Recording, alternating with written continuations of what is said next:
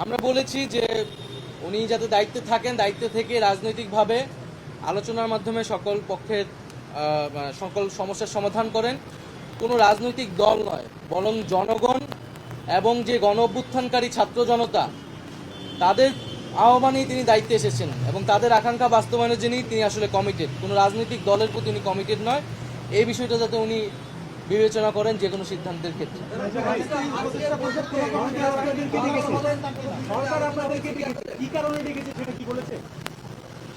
বর্তমান যে পরিস্থিতি, সেই পরিস্থিতি নিয়ে আলোচনা করতে উনি কাজ করতে পারছেন না, বা সে বিষয়ে উনি দায়িত্ব ছেড়ে দিবেন কিনা এই বিষয়ে ওনার চিন্তা ভাবনা রয়েছে।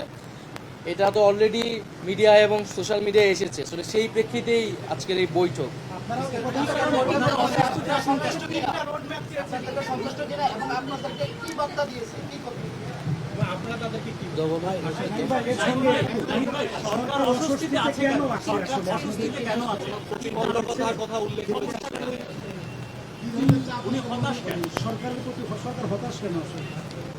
সরকার বা ডক্টর মোহাম্মদ ইউনূস হতাশা ব্যক্ত করেছেন, কারণ হচ্ছে যেই প্রতিশ্রুতি নিয়ে উনি দায়িত্বে এসেছেন, এবং সেই সময় আমরা যেহেতু আন্দোলনের প্রতিনিধি ছিলাম, আমরাই ওনাকে আহ্বান করেছিলাম গণ অভ্যুত্থান পরবর্তীতে একটা নতুন বাংলাদেশ গঠনের জন্য।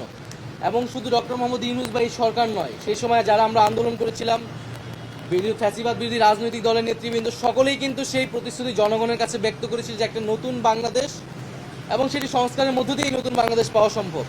সেই নতুন বাংলাদেশের প্রতিশ্রুতি থেকে কোনো পক্ষ সরে আসছে বলে ডক্টর মোহাম্মদ ইউনূসের মনে হচ্ছে, এবং ওনাকে চাপ প্রয়োগ করে বিভিন্ন দাবি আদায়ের চেষ্টা চলছে।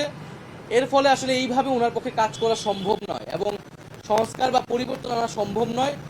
তো সেই জায়গাতে উনি হতাশা ব্যক্ত করেছে। আমাদের জায়গা থেকে আমরা বলেছি যে কোনো রাজনৈতিক দল নয়, উনি যাতে জনগণের প্রতি, গণ অভ্যুত্থানকারী ছাত্র জনতার প্রতি কমিটেড হন এবং সেই জায়গায় কাজ করতে উনি ওনার দৃঢ়তা ব্যক্ত করেন। ওকে, ঠিক আছে, আজকে আমরা